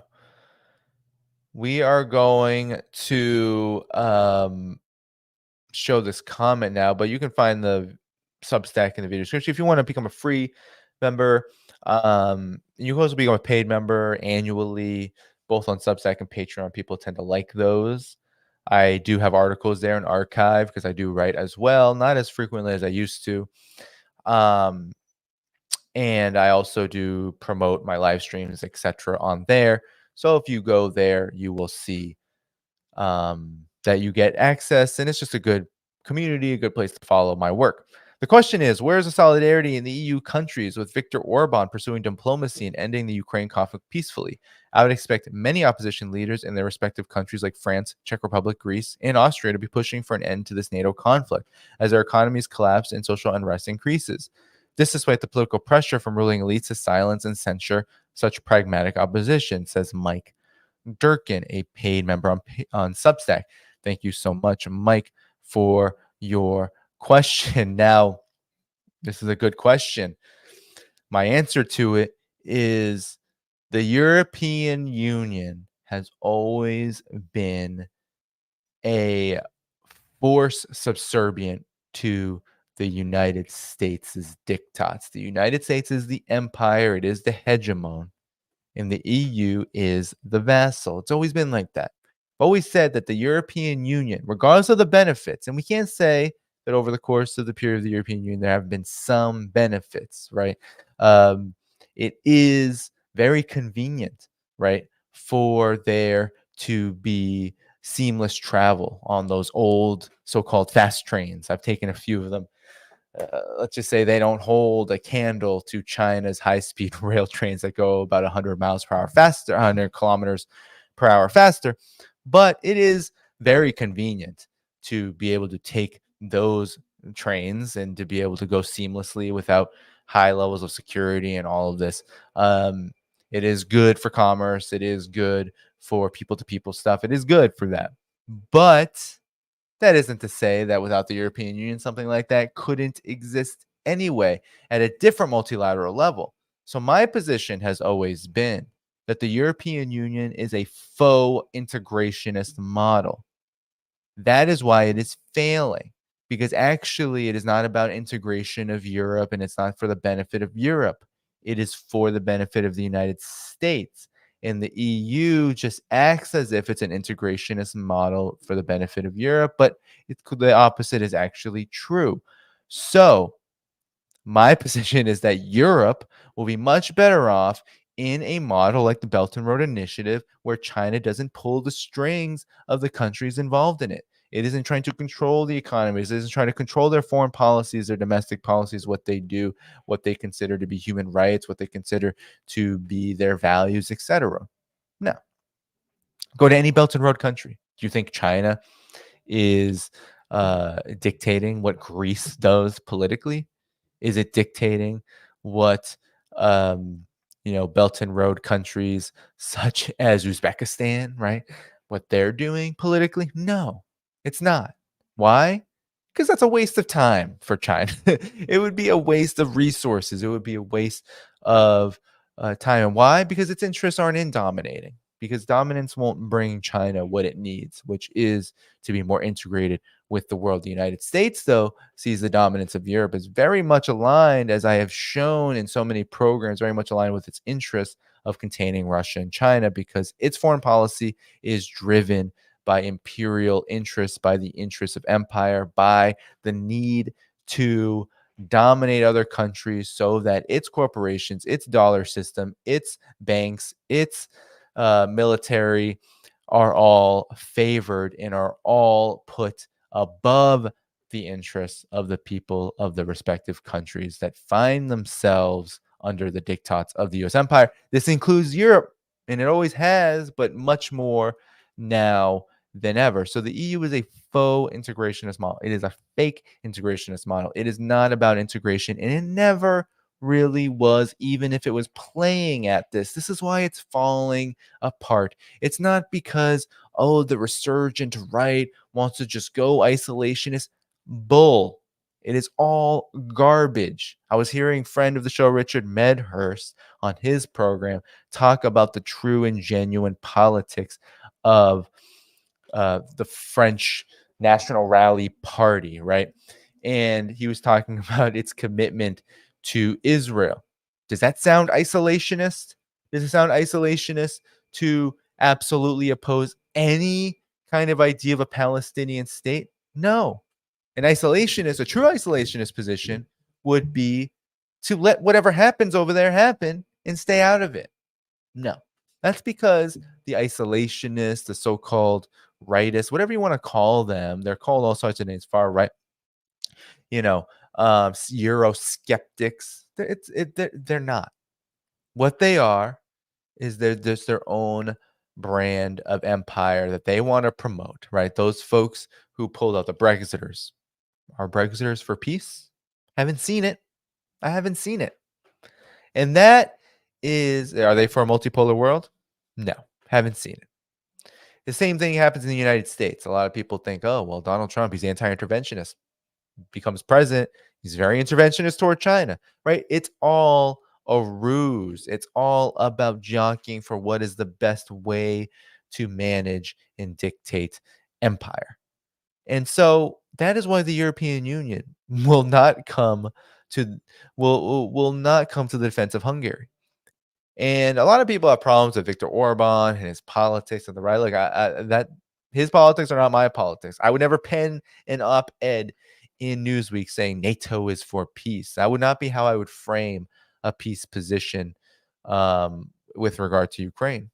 But to be quite frank, Viktor Orban is correct on the Ukraine position, regardless of what the intentions or motives might be. In this case, it doesn't really matter, right? Hungarians, is that what you call it? Hungarians, people who hail from that country, it's their job to determine what kind of politics and policies they want to pursue inside of Hungary. So I'm interested in what Viktor Orban's foreign policy is like, because that is what affects people like myself and people all around the world. And in this case with Ukraine, and in many cases with the multipolar world, right? Hungary has gotten much closer to China over the years as well.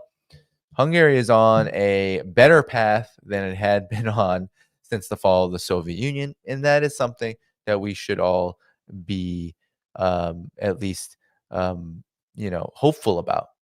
But it's no surprise that the EU is not going to support that NATO is not going to support that despite one of its members taking this, maybe you could say, alternative stance, it's not going to listen to it. What it's going to do is do everything it can to suppress it, and that's what they've done. They've condemned Viktor Orban. They've condemned the meeting. They've condemned everything that Hungary does with regard to Ukraine. They condemn it as just some kind of posture of some far-right nationalist agenda, as if peace in Ukraine helps the far right, when last time I checked, this war has been a boon for the far right. Why? Because the United States and NATO have been funding the real far right in Ukraine, Nazis, Nazis included. So I'm not surprised, Mike, at all. I really appreciate all of your support to this work that I do. But Europe is not going to act in its own interests anymore. NATO certainly never really acted in anyone's interests but the United States's. And this is becoming stripped naked every single day with every single new development that transpires in the world. Whenever NATO's role, whenever NATO rears its head in them, we always see a very similar pattern, which is a push for more war, a delegitimization of anything that involves peace, and a concerted effort to destabilize the multipolar world order. But thankfully, it will always fail. And why will it always fail? Well, because right now, and maybe this is a position that not everyone shares, right now the United States and NATO only have one option. That's a nuclear option. I'm not pushing them. I'm not saying, hey, pss, pss, pss, do it, press the button because it's all you got. No. But I think that NATO, I think the United States understands that its military, political, and economic position has never been weaker. And that's a trend that isn't going to be reversed, not just anytime soon, but ever again. So if you have a situation where your world order, your system is on such a decline, well, that's why you built those weapons in the first place, right? So that's why the danger is so high. That's why this is all so dangerous. That's why I talk about it over and over and over again, because I want people who missed the last time I talked about it to see it. And I want people who've heard me say it before to be reminded, not to be more afraid, not to be alarmed, not to be, feel like you're being bullied into some kind of state of fear and panic, but because the only way we become involved in building something better is by understanding just how dire the situation is and how much we need to move, how fast we need to move to address and change and really put an end to this situation. So, with all that said, everybody, it was a great stream tonight. Felt like time flew. It's been a while since I've done this. Wow, somebody just bought me 20 coffees. Oh my god, thank you so much. A coffee is, I think, $5, so 20 100, so that's a big contribution. Thank you so much, Just Do It, for that. Just saw that come in now. With all that said, everybody, I didn't get to comment. So much has been happening around the world. I didn't get to comment on everything. I'm sure all of you have watched Biden's bumbling. It's ridiculous. It's absolutely just cringeworthy.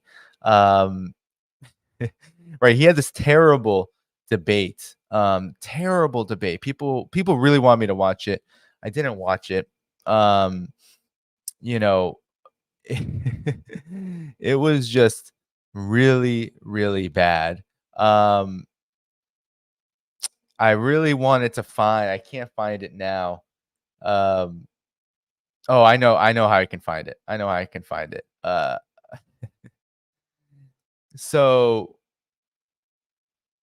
John Peng, who is a really good commentator and journalist, Chinese journalist, he or at least a journalist who has written for Chinese media,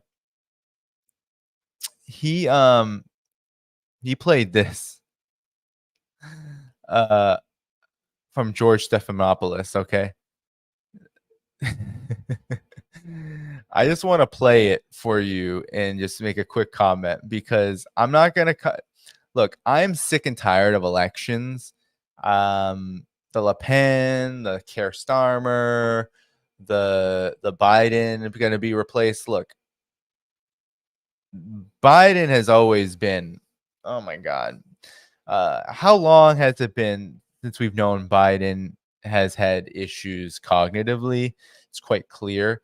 I've been a critic for many, many years of every single part of Biden's policy agenda, what he represents, his service to the oligarchy, his complete and utter contempt for those voters, Black American voters who support him the most, his support for just the most disgusting national security state, mass incarceration policies, his support for the creditors, because they used to call him MasterCard Joe as a senator. You go on and on and on. So regardless of whether Joe Biden is cognitively in decline or not, support for genocide, I can go on and on and on, wars, Iraq, etc. I've been a critic ever since, I've been, I think it's been since like 2012, 11, since I've had a brain to do so, since I've been aware of it. I've been a critic of Joe Biden's absolute warmongering policies. But George Stephanopoulos had this interview. I just have to show you. This is just, it's perfect for this channel because what we focus on here. All right, here's what Joe Biden had to say on George Stephanopoulos' show. George Stephanopoulos, mind you, is trying to save Joe Biden from himself. and cannot. Okay, because this whole interview, I didn't watch it, but all the commentary about it said this whole interview was an attempt to help Biden's campaign, right? Because he's about to be replaced, and George Stephanopoulos said, "Okay, well, let me help. Come on, show that you still have something. You still have something in the tank, right?" Here's what he had to say to George Stephanopoulos. Elections are about the future, not the past. They're about tomorrow, not yesterday. And the question on so many people's minds right now is, can you serve effectively for the next 4 years? George, I'm the guy that put NATO together, the future. Mind you, Joe Biden did not put NATO together. Imagine that's the first words that come out of your mouth. NATO is very old. NATO was born in 1949. NATO has been around for quite a long time. It predates. It doesn't predate Joe Biden. Biden was alive, I believe, at that time. I believe he was born. Yeah, he was definitely alive at that time, but he wasn't. Anyway. No one thought I could expand it. I'm the guy that shut Putin down. No one thought it could happen. I'm the guy that put together the South Pacific Initiative. You shut Putin down. He expanded NATO. He is, first of all, celebrating a lie. He did not shut Putin down. And he expanded NATO. Sure, he has done that. But who's celebrating this? I mean, who's he talking to, right? Who is he talking to? This is not talking to voters, I don't think. Not a voter in hell cares about NATO expansion. But here we go.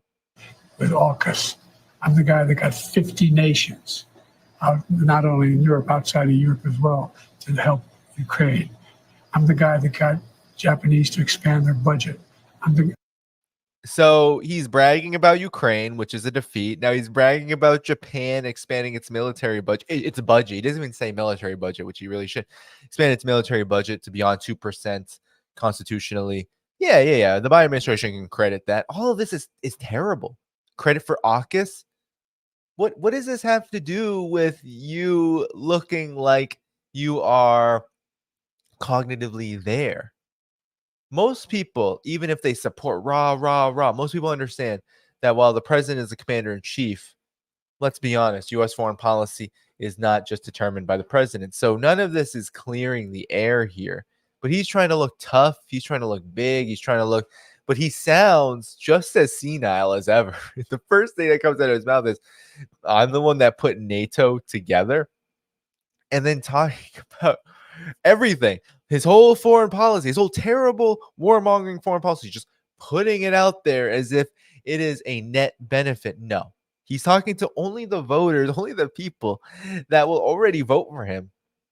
Anyone else who's skeptical of him, from the Trump skeptics, right? The Trump folks who are not pro-interventionist, to the young people who are angry at genocide and the fact that nothing's gotten better for them. What is this? Is this going to gain their support?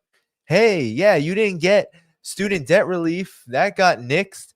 Nothing has improved for you economically. Cost of living is higher than ever, but you got AUKUS. That helped you, right? It's just a joke. It's just a joke. Here we go. So, I mean, and for example, when I decided we used to have 40% of the computer chip, and we invented the chip, that little chip, the computer chip. What is he talking about? We invented the chip. So he's trying to say, I mean, what he, we always have to, now at this day and age for Joe Biden, this is like elder abuse. I used to work with the seniors, elderly folks for many years. And, so I don't make light of the situation, but Joe Biden is a very evil man. So I don't really care. I'm going to laugh at his bumblings, even though I would not do so for someone who I would consider an equal to me in the sense of a human being. But in any event, in this day and age for Joe Biden, we always have to clarify his statements because we really don't know what he is saying here with the chip that we invented. What he was trying to say was semiconductors. The United States invented the chip. Probably he's talking about the Pentagon, having a huge role in the technology, high technology sphere, and that the United States has held its own in the tech war, blah blah blah. That's probably what he's trying to say. The United States is holding its own in the tech war. It's containing China in it. It's all false. I mean, China's just continuing to grow in that area, and even though it is isolated China on chips to some degree, China is producing its own chips. China has actually done so fast that a lot of these chip war sanctions, etc., are just not making the difference that they thought it would. But the important thing here is we had to clarify it for so anyway, I just wanted to show that, just because I know it's been on people's minds. It's everywhere. The New York Times, all of the major Western corporate media publications, U.S. corporate media publications are talking about replacing Joe Biden. My opinion is, if they do that, I mean, in the geopolitical sense, replacing Joe Biden doesn't make that much of a difference. Now, if because the Democratic Party is just a party of the neocons at this point, the bankers, military-industrial complex. The GOP is too, so that's why Donald Trump winning, even though we might see a slight change in some aspects of foreign policy to what he can control, just like in 2016, his first foray into the U.S. presidency. We'll see a lot of continuity. I mean, a lot of people say, "Oh, Trump didn't start a new war," but Trump did help escalate many, including the one with Russia that is now exploding. So we can't really trust Donald Trump, of course, and but we also understand that the Democratic Party is the party of the war hawks, and so it's not going to change. That's not going to change with a replacement of Biden. But what it will do for the United States on the world stage is it will continue to delegitimize the United States on the world stage. The United States is finished in that regard, and it will only be just absolutely delegitimized further by such a move. I mean, I've been saying this. When I was in Europe with my wife, I just kept on thinking, and I couldn't stop repeating. I was like, if the United States does this, if the Democrats do this, if they have a brokered convention and they push out Kamala Harris or some other Gavin Newsom, whoever, for a 2-month push to campaign as to why they should be voted over Donald Trump, when Donald Trump already has all of these advantages. I mean, I think this is the rock and a hard place that the Democrats find themselves in. The U.S. political system is so just absolutely in tatters that at this moment, Donald Trump is the best the United States can do. And that says a lot. That says a lot, because I don't see a Kamala Harris or Gavin Newsom. Maybe, I can't predict the future. Surely stranger things have happened than this in the United States. But politically, this would be unprecedented. I don't remember. This is not my specialty. I don't remember this really ever happening to this degree. And it certainly hasn't happened in the modern era. So we are in a very interesting situation, and we'll definitely talk more about this when we have Dr. Jill Stein on here, whether it's July 9th or a date in the future, because I know we talked about maybe the 17th as well, if things don't go well. But in any event, that's all I want to say. I just wanted to show you that, because wow. Okay, guys. All right, everyone. It's a great stream. Everybody hit that like button, hit that subscribe button, hit that notifications bell. Another person bought me 3 coffees, so I just want to acknowledge that. And thank you so much if you're watching the show. Usually people are watching the show when that happens, so I just want to shout you out. It was an anonymous donation, so thanks so much anyway. I think we also had another super chat. Thank you for what you do, Danny. Says Bigfoot. What's your thought on the U.S. so shameless wants to get their hands on Chinese samples from the far side of the moon? The Wolf Amendment. I saw something of this. Let's be honest. This just shows that China is just wiping the floor with the United States. The United States is so desperate to contain China, undermine China, that it is so unhappy about China, because China has reached the far side of the moon. That's the point of this big point of this question by Bigfoot. China just did that. And The Economist has written multiple articles actually on China as now a scientific superpower, in part because of this major achievement, reaching the far side of the moon first and being able to study what they found there. And this is just true in all fields. And so it's so ironic that the United States talks about China stealing patents, even though China leads new patent development globally. But China's stealing patents. China's stealing our stuff. China's stealing our ideas. China's unfair. And the United States just continuously shows how it is the one trying to undermine China. It is the one that is trying to steal China's secrets. The CIA literally admits that it wants to, and it is creating a mission center for China so that it can find a way to infiltrate China. Does the CIA infiltrate countries because it wants to just chill and go on, a nice trip to China? No. When they infiltrate, they want to steal. I have covered what WikiLeaks revealed, and just huge shout out. Julian Assange is free. Amazing. I'm so glad Julian Assange is free. So with that said, WikiLeaks revealed, and Chihu 360, which is a Chinese cybersecurity company, revealed that over the course of many years, I believe we're talking, 2011 to 2019, something like that. I'm getting my years crossed perhaps, but U.S. intelligence was trying to steal information from China's aviation, energy sectors, etc. And it included private data. And this was Chihu 360 analyzing WikiLeaks documents. So the United States is the thief. The United States is the pirate. The United States is the looter. The United States is the plunderer.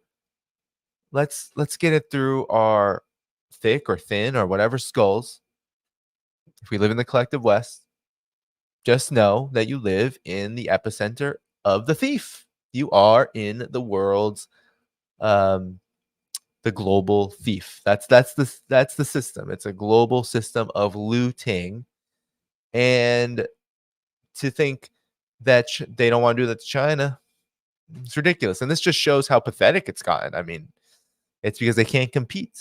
They don't want to compete. I mean, really, it's both. They can't because it's against everything that the rulers of their system want. It's against their interests. They don't want long-term benefits or gains for society. They want just profits for themselves. Well, it doesn't profit them to invest in the technology and the know-how, the R&D, etc., to be able to reach the far side of the moon. So instead, they invest in hedge funds that then give money to weapons companies that then send those weapons to Ukraine. Those weapons never get used, or if they're sold to the black market or they're used and Ukrainians die, it doesn't matter.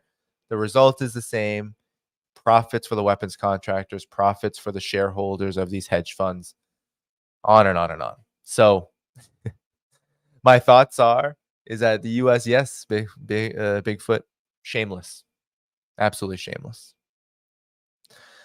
All right, everybody, I think that is it for me. This was a great time. Thank you so much for all of your support. Before you leave here, please do hit that like button, hit that subscribe button, hit that notifications bell.